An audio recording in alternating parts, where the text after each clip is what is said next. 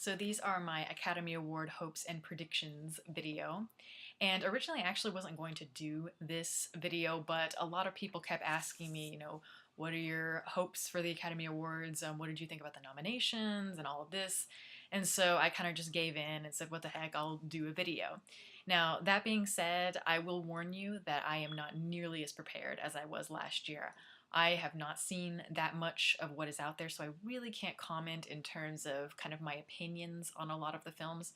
But I can certainly give you an idea of kind of my overall thoughts of the nominations and can certainly tell you who I think is going to win. But other than that, it will be a little bit sketchy this year, so sorry about that. But I'll just kind of give you my overall thoughts on the Academy Awards this year.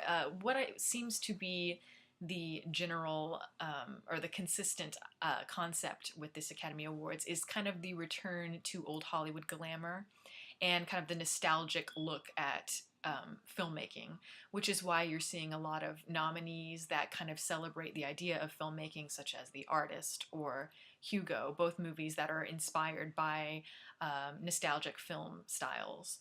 And so one thing that I've really noticed with the Academy particularly is that anytime there's any sort of modernization, the Academy always kind of goes backwards in time as opposed to going forwards and trying to be more hip with the people. For instance, like in the 1960s, counterculture was the big thing, and all these interesting questions about politics and racism and all that were coming up. And the Academy really didn't reflect that. They were kind of trying to be more traditional and conservative in terms of the movies. So instead of giving movies like Doctor Strangelove or 2001: A Space Odyssey Academy Awards, they were giving movies like My Fair Lady Oscars, and John Wayne was getting Oscar for True Grit. So, they've always kind of done that. And I kind of get that since now, with our world moving so fast and it's really moving away from the art form of filmmaking, they're kind of going backwards rather than trying to be hip. Even though they say they want to appeal to modern audiences, they're really not doing that. I mean, the fact that they have Billy Crystal as the host is very strange to me, because they're always talking about they want to get more viewers and they want, the younger demographic. Yet Billy Crystal does not really speak to the youth of America. At least I don't think he does.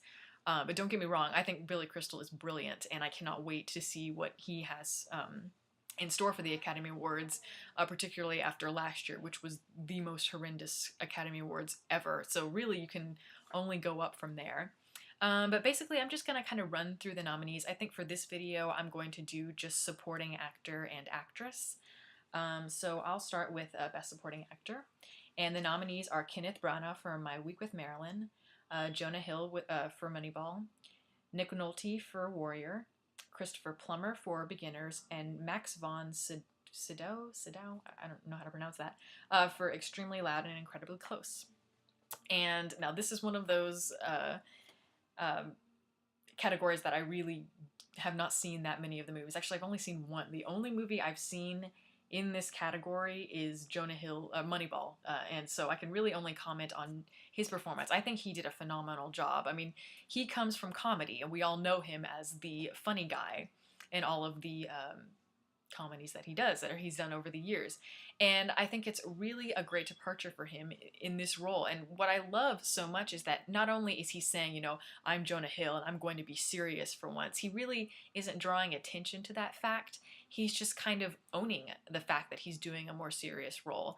And he really shows that he can have depth on screen, and he's really subtle. I mean, he's got hints of humor in there, but he's also kind of showing that he has subtlety and he really can act, which I think is great. Now, I use the word subtle because the Academy, that's one thing. The Academy does not really like subtle performances. They like a show. They want a big, bombastic performance. And the performance that Jonah Hill gave in Moneyball won't win anything, definitely. I think this one is a lock for sure. I think of all of the categories, this one is for sure the lock, and it's going to go to Christopher Plummer.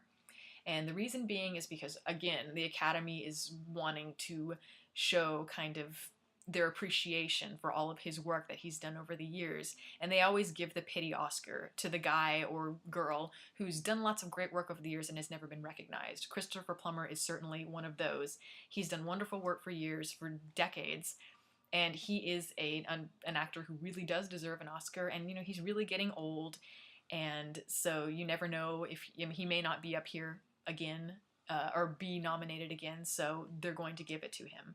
And I haven't seen the performance, so I can't say whether I like it or not. But anyway, you can.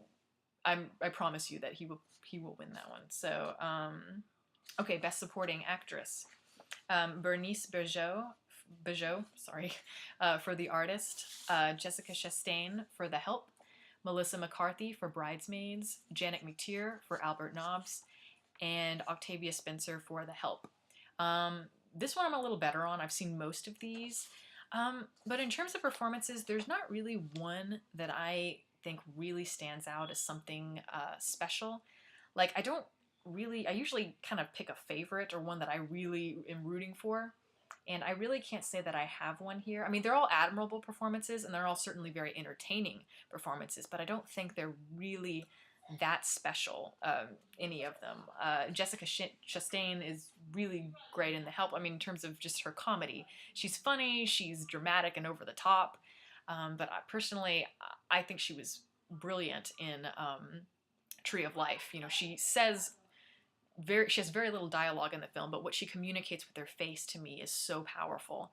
So I don't understand why that didn't get nominated. So when I see Jessica Chastain, I'm thinking more of The Tree of Life, not The Help. The Help to me was more of just kind of a trivial supporting role that she had.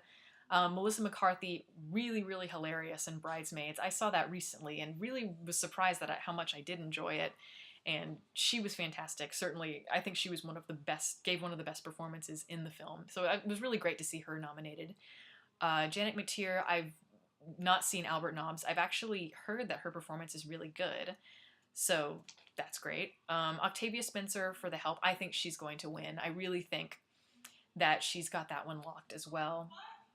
And Bernice Bejo, she did a really good job as well in The Artist. So really, I can't choose one that I really like. Octavia Spencer is kind of along the same lines as Jessica Chastain, that she's kind of, more just kind of entertaining, but I don't find there to be that much depth in the performance. But yeah, so Christopher Plummer and Octavia Spencer are the two that I think will certainly win in the supporting roles. And in the next video, I will be doing the Best Actor and Best Actress.